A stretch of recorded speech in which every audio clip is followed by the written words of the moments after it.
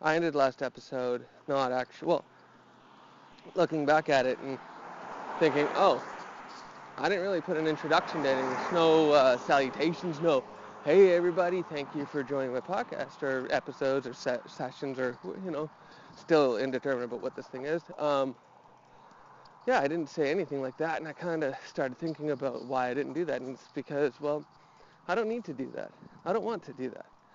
I just want to get into it. Yeah, I just want to start talking to you guys. It's kind of like if you and I were to sit down, I wouldn't say, hey, you know, welcome to our, like let's say we meet for coffee. I wouldn't necessarily just say, hey, thank you very much for joining me today. My name's Mike Stevens. Now let's get to talking. We would just get into it and we would just start talking. So that's the way I'm going to treat this. Now, another thing that I'd like to point out is I'm currently walking my dog at the moment. I will do this from time to time. I live in an area that has a lot of hills in it, and sometimes I climb hills, sometimes I get out of breath, and, if that happens, please just bear with me. Currently, I just went up a big hill before I started this, so that's why I might sound like I'm a little out of breath. I also feel, I guess, a lot of mucus in my mouth at the moment, which is kind of gross, but it'll explain why I might sound a little bit more nasally than normal. You might also hear me from time to time say buddy come or buddy heal or something like that, and it's mainly just to get my boy back in alignment with me. But, just get that housekeeping out of the way. It feels great, and let's get on with it. So earlier today I had a interesting conversation with my mom. Love her to bits. We have these amazing conversations from time to time where it kind of allows me to vent in a very positive way. And in this conversation, what normally happens in all conversations that I have with most people is they say I'm full. And one of the things that she keeps bringing up is that that the amount of information that I give out feels like people are drinking from a fire hydrant sometimes. And I thought that was an interesting thought. It's a great visual, too, of people trying to absorb information and just getting way too much. And there's some that gets through, but a lot of it gets splashed to the sides and gets left on the puddles to get soaked up in the drains to go back into the system that allows for more information to come out. And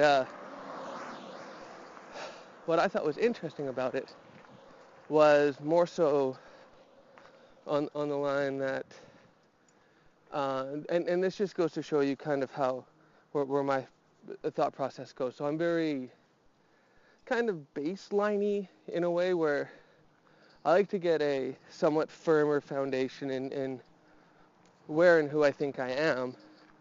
And once I get that foundation, I like to move in I guess all sorts of directions, but I never like to really move backwards.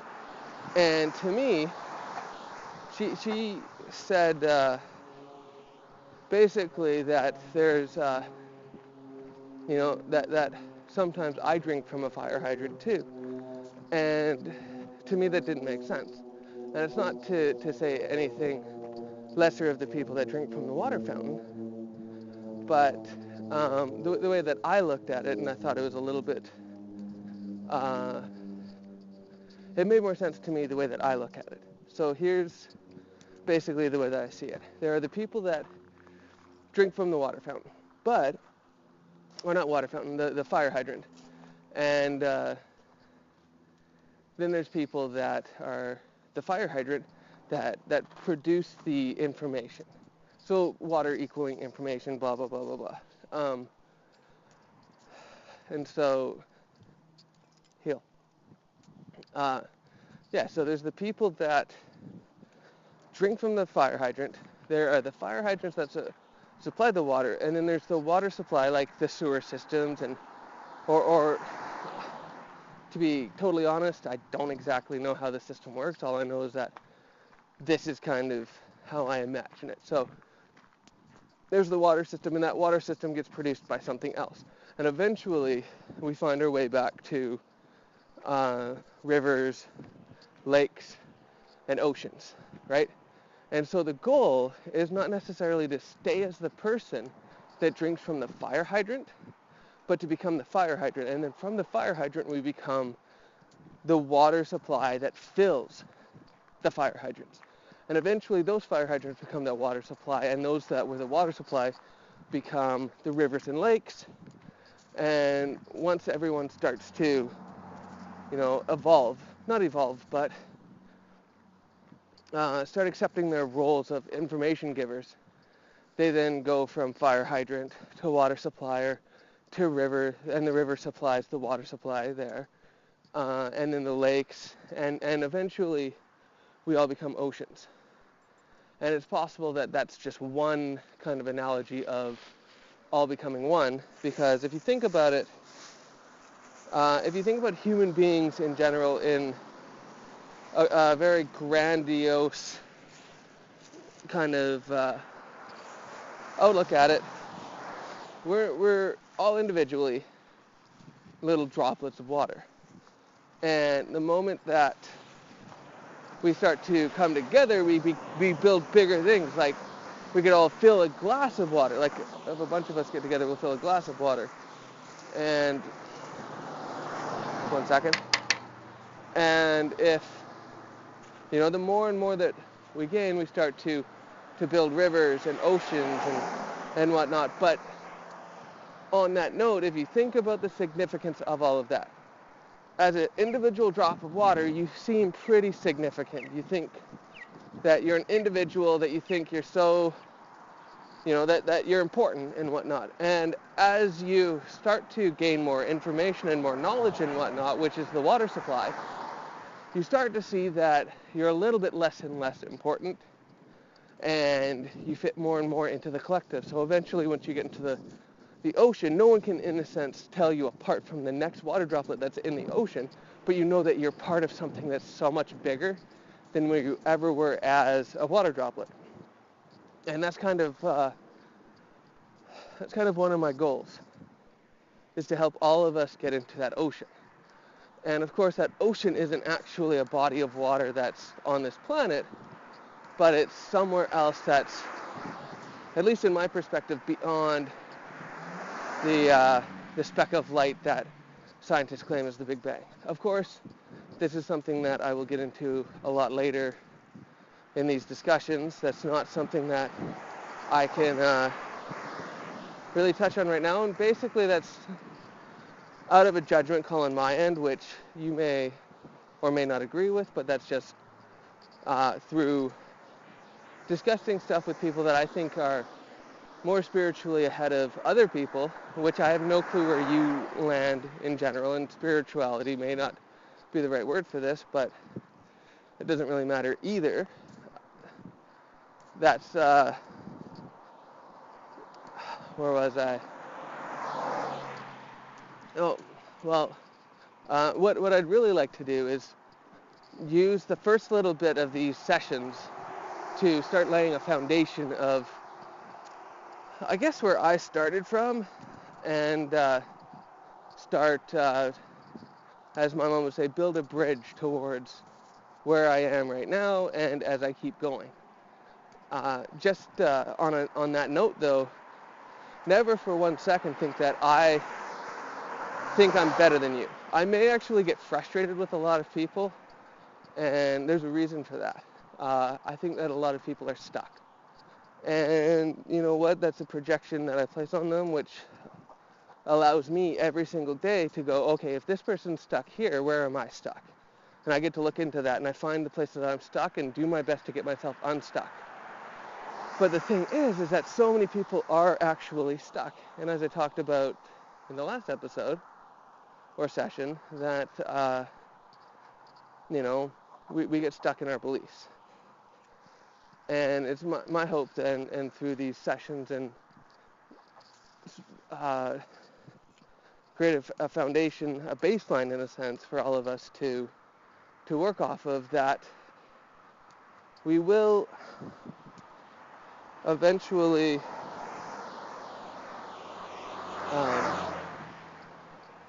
learn to come together. And if we can start to come together, then we become the fire hydrants, and we feed off of the water. And maybe at the time, I'm that water supply that people can feed off of. And eventually, those that were fire hydrants become the water supply with me. And we start to grow. Because my goal isn't to be this person that just supplies water, but to be in a pool of water with a whole bunch of different people, expanding horizons of who we are, what we're supposed to do in this existence. And most importantly, where we are supposed to go. That is key. Now let's because I'm a holotropic thinker and I don't necessarily plan any of these episodes out, let's go on that tangent for a second. So one of the things that really pisses me off a lot, and I'm kind of counting down the days of counting down the days of when I'm actually going to swear. I don't look at piss off as a swear word or hell, any of those, damn, those things aren't necessarily to me swear words, but there are legitimate words that would make this thing R-rated, which doesn't necessarily need to be in my vocabulary when I talk to this. Live, if I ever do live presentations, I'll probably swear a decent amount, because in person I actually swear a fair amount when I'm not around my family. And maybe that's something that I need to look at and say, oh, okay, well, if I don't swear in front of my family, maybe the rest of the public don't need me to do that as well, and I'll take that in and see how that resonates with me and whatnot. But for the most part, I'm counting down the days to see when I first swear on these episodes and discussions. But for the most part, let's jump into another topic, which is destination. Where are we going? So one of the most infuriating conversations that I can have with anybody, especially those in the New Age movement, which, to be fair with you guys, I'm going to pick on a lot probably, because not that I dislike the New Age movement. I think there's a lot of good in what they practice and whatnot, but there's also, in my mind, a lot of bad. And there's a lot that doesn't help anybody. Like when people are saying, well, it's just about love. I get that love is an amazing frequency, but love doesn't exist anywhere else but in a dualistic environment, which means that in order to feel love, you also need to be feeling either fear or hate or anything that is in the spectrum of fear. You need to be able to feel both in order to actually vibrate at a frequency of love, which also means that at some point you will dip into that fear zone and need to get back up into that love zone, right? It's not all about just vibrating at a frequency of love. In fact, as I get more into what I actually think is going on this planet, you'll understand that really in all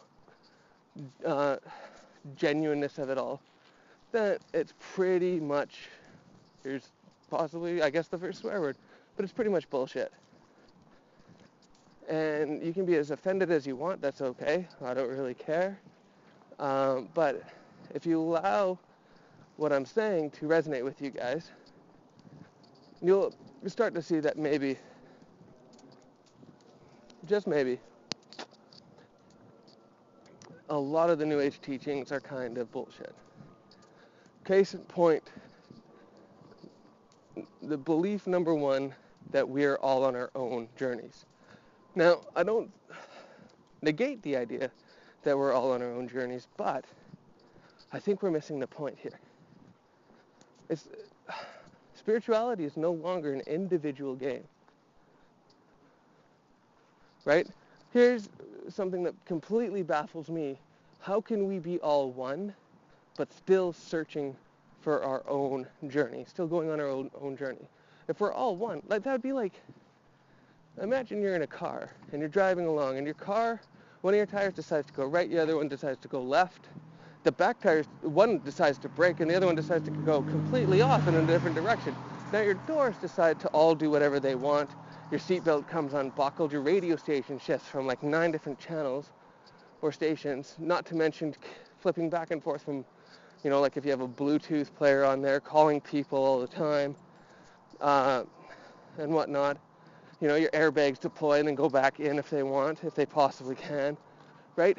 Imagine each piece of your car, halt, as an individual spirit.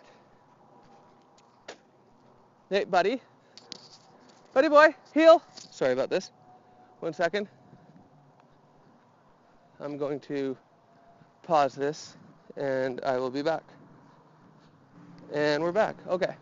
So, like I was saying, imagine each piece of your car as an individual spirit or being. And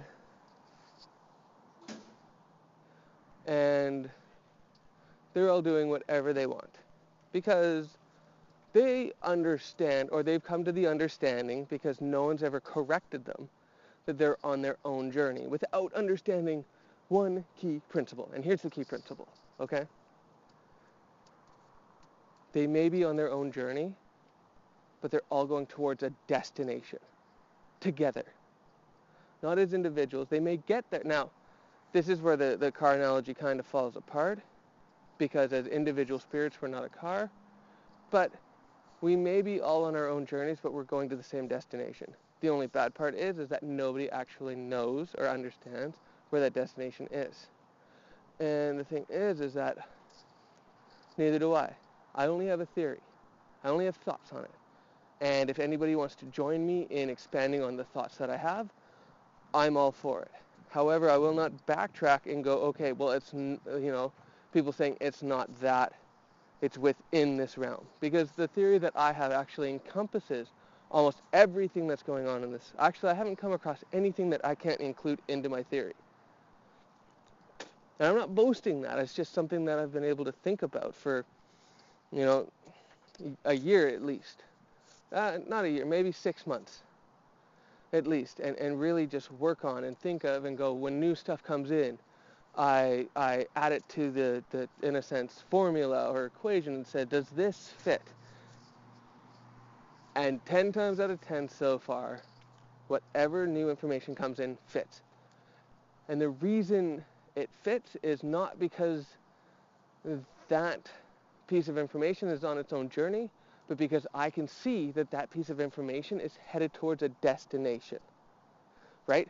It kind of, the one thing that because I went on a road trip to Florida this year to visit family, and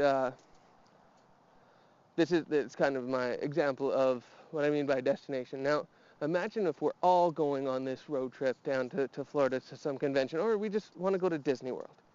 And we're all from different places around the world. We're not all going to, we're all going to get there via different means of transportation. But we're all going to get to the same place. And at some point, we're all going to meet up at Disney World and, either high-five each other, shake hands, and meet and greet each other. But without that end destination, we're all just going off on our own and not really have an end goal for anything. And it's perhaps because of that all of these past lives and reincarnations happen, is because we haven't figured out that there's an actual legitimate destination that we need to get to. Again, where that destination is, I'll get into much later, because I don't think that anybody is ready to listen to it yet. And by that I mean that I don't think you're ready to accept what I'm going to present. And hopefully over time, as I discuss this with people, more and more people will say, okay, we're ready to hear it, and I'll present it. But until then, I really just want to get some foundation and background and baseline set so that we can move forward the best way possible. So for destinations, that's pretty much all I'm looking for right now, is for people to accept the idea that yes, we might be all on our own journeys, and we may get to the destination in our own little messed up ways, and that's absolutely fine. But we have to, at some point, come to an agreement as a collective on this planet of everything, be it humans, animals, nature around us, the chemicals that we've put into the air and whatnot. We all have to come to an agreement that there is a destination collectively that we have to hit in order for us to transcend wherever we need to transcend to. And the thing is that we're all transcending into that one spot because, well, at least in my theory, that's where we go. You might have your own theories, and that's fine. I'm not going to negate how you think. However, if you do present me with a theory on what you think is going on, I will do my best to input it in to my theory and see if it fits. And if it fits in there, then I will still be looking for what is beyond the theory that I have. And I don't know if I said that in the last session that I recorded, but that is one of my main goals on this planet, is to figure out not only what's beyond the speck of light of the Big Bang, but also what is beyond that, and what is beyond that, and what is beyond that. And I have a theory for that too. Something that I think is really awesome, but again, I don't think it's quite ready to present to people. I don't think we're there yet. We're getting there, and we're getting really close, but I don't think we're quite there yet.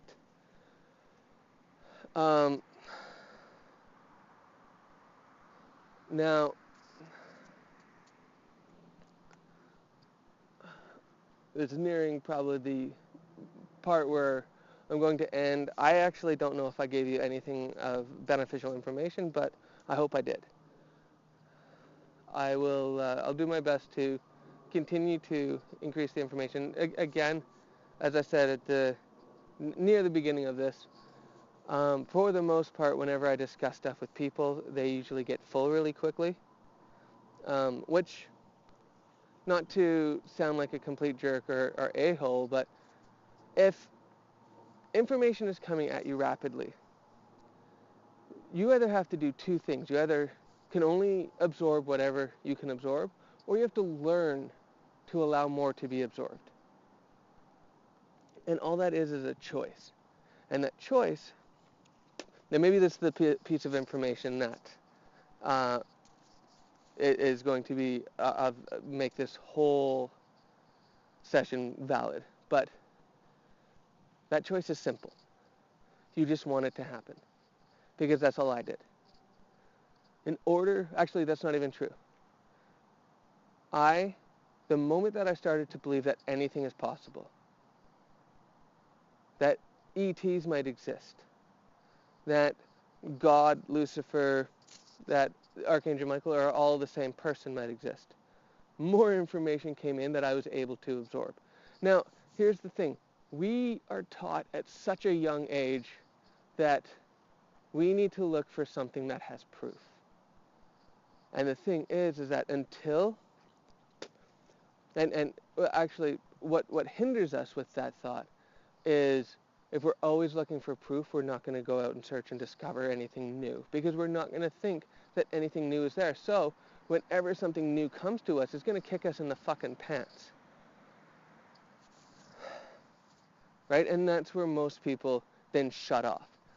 But instead, if you looked at it in a different way, if you really looked at it in a different way and said, okay, I'm going to believe everything that comes in.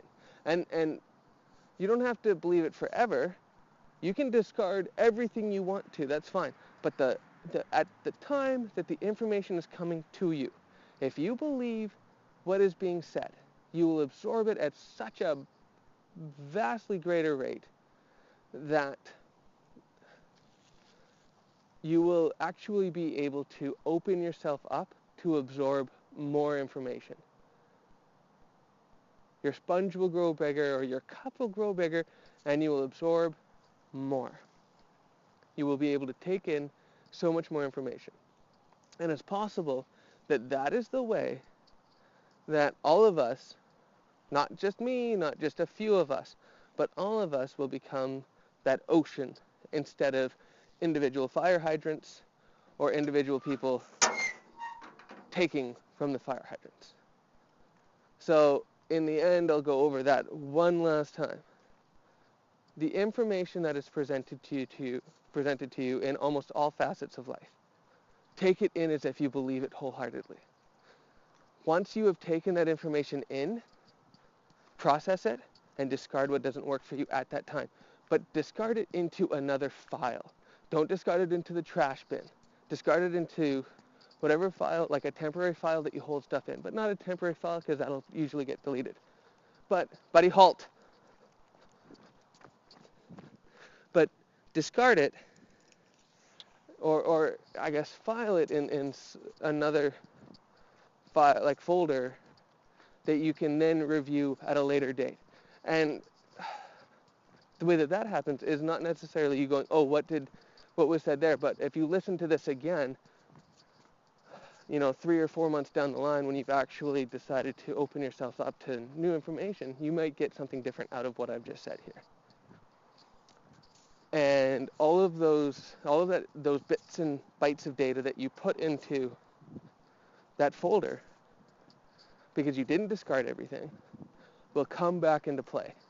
And it'll be easier for you to understand it the second time.